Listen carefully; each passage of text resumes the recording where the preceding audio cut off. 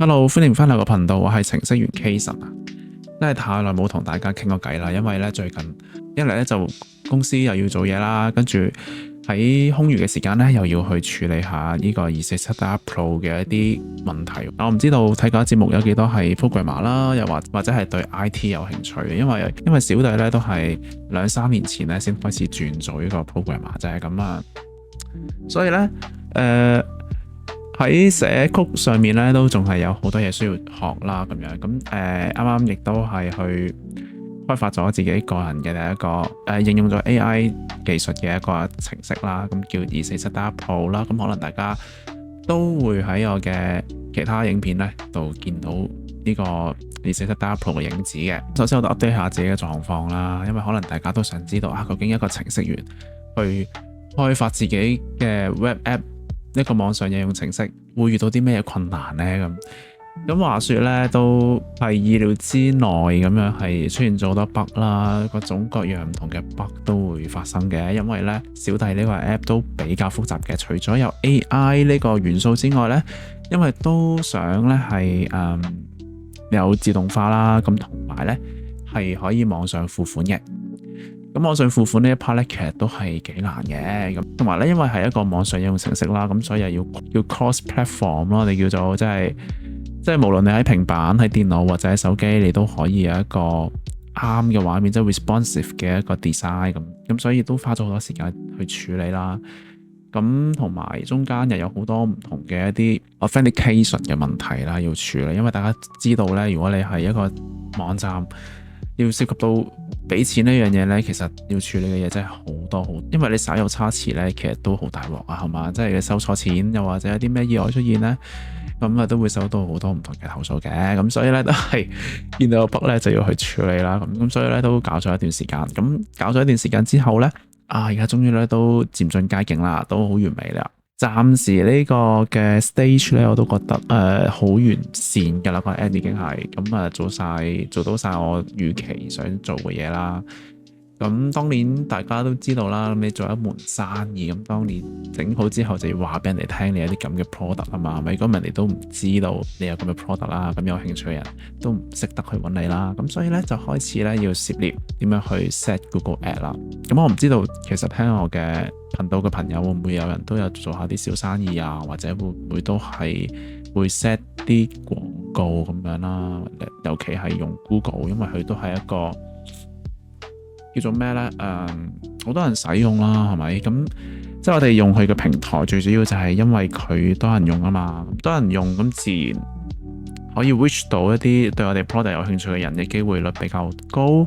咁以往其實小弟都唔係第一次去做呢樣嘢嘅，咁以前都有試下做啦，咁亦都有俾 agent 做過嘅。咁但係最近呢，就發現咗呢，用 Google Ad 呢，你用得好呢，真係不能夠假手於人，尤其咧係嗰啲所謂嘅廣告 agent 啦。因為 Kason 咧就再去 study 過呢個 Google Ad 啦，咁發現咧其實即係如果你係想個 Google Ad 嘅 performance 係最大化咧，你係必須要咧係去關注一啲Google Ad 嘅程式碼嘅。咁呢啲程式碼咧，我嚟做乜咧？其實最主要咧就愛嚟去追蹤嗰啲人啊嘛。咁點解要咁樣做咧？就係因為其實最主要嘅目的就係俾 Google 知道邊啲人對你嘅 product 或者你嘅 website 有興趣。咁同埋你咧咁樣先可以去量度到究竟成個 Google 嘅廣告成績係點樣咯。即係如果你冇喺個 website 度裝咗啲咁嘅程式碼咧，其實你好難去知道你個 Google Ad 究竟做得好唔好嘅。咁同埋亦都冇 data 儲到咧，咁變咗你每一次嗱，因為我哋最理想你可以諗下就係你每次做一次嘅廣告 campaign， 你都希望有啲 data 可以儲到啦。咁啲 data 儲到有咩好處？就係令到 Google 更加知道究竟邊啲人對你嘅廣告有興趣咯。咁所以呢啲可能係你每一次俾錢落嚟，你累積到嘅一啲 data 嚟嘅。Kason 又做咗一大輪嘢啦，咁啊搞，咁啊搞完之後咧，即係文案又要自己準備啊，圖片又準備啊，跟住又 set target 啊，set budget 啊，諸如此類咁樣啦。呢啲都唔係最難嘅，最難嘅咧就係諗住可以好開心咁啊，整完之後咧就放鬆啦咁樣。咁點不知咧，原來 Google 都有好多唔同嘅 policy 嘅。咁啊，其中一個咧就係你嘅 website 咧就唔可以咧阻到佢嘅 bot 啦，即係機械人啦 Google Bot 咧 access 你嘅 website 嘅。如果你係 block 咗佢嗰個機械人咧，咁佢就唔會俾你落廣告噶啦。咁啊，所以咧就並不是咧你有錢就大晒嘅。點解會有咁嘅問題出現呢？就因為Kason 嘅 website 唔知點解咧受到好多攻擊啊！咁可能而家呢個世代都好多唔同嘅黑客去攻擊人哋嘅 website 嘅。咁於是我就用咗 Cloudflare 啦，咁就去做一啲攔截機械人嘅動作。咁原來咁樣呢，亦都攔截埋 Google 嘅 bot。咁啊搞咗幾日啦，咁都不明所以啊！真係程式員都唔係乜都識噶嘛，係咪？你哋知道呢樣嘢。咁於是 Kason 又好努力咁啊，再去研究點樣啦。咁啊收尾咧，終於都揾到個方法咧，就係去測試啊點樣先知道自己嘅 website 有冇攔截咗 Google 嘅機械人咧咁樣。咁相信咧，可能大家聽緊呢個頻道嘅朋友，你可能有一日都會去 set Google Ad 噶嘛。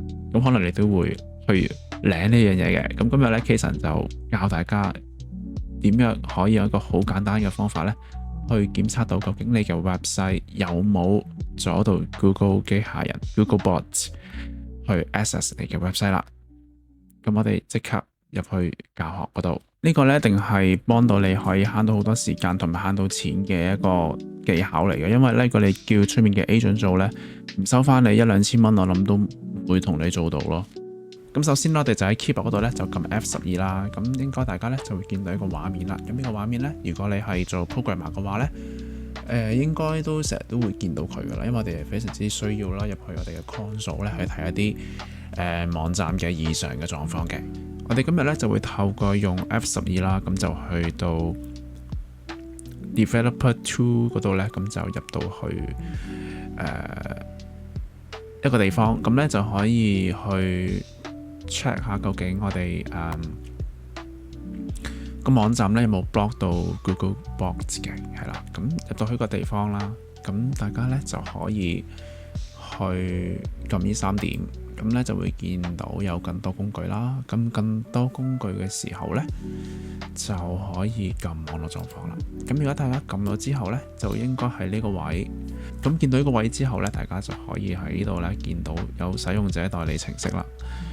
咁呢個代理程式之後呢，咁呢個原本 default 咗嘅嚇，咁大家就 untick 咗佢啦。然之後呢，就可以喺度揀啦。咁大家見到呢度呢，有好多唔同嘅 agent 可以俾大家去選擇嘅。咁我哋而家呢，就要揀 Google Bot 係啦。咁最重要呢，就係揀完之後呢，其實咁樣就 OK 噶啦。咁大家就去 check 一次啦，即係譬如大家再去 refresh 一次，究竟喺個網站 refresh 完之後呢，會唔會出現403啊，或者係其他一啲異常嘅狀況咯？咁如果好似而家咁樣呢，其實就係冇問題嘅，即係呢，你係冇 block 到 Google 嗰個機械人咯。好啦，咁呢，多謝大家收睇今集嘅內容啦。咁喺最後嘅時間呢，亦都不忙咁樣同大家去宣傳下小弟嘅 app 啦，24STAR Pro。如果大家咧係有需要減脂啊，或者需要調整下自己飲食嘅話咧，咁都可以使用嘅。咁而家咧非常之着數嘅，因為咧 Kason 而家喺度收集緊用戶嘅意見調查，咁所以咧除咗可以試用1日之外咧，當你哋咧試用完之後咧填好呢個用戶嘅調查問卷咧，仲可以免費 extend 7日嘅。咁所以咧，希望大家幫手試下用啦，支持下香港嘅程式員啊嘛。今日嘅內容就去到呢度先啦。如果你覺得呢條片有幫到你嘅話，記得一定要 like、subscribe 同埋 share 俾你嘅朋友啊。我哋下次再傾過啦，拜拜。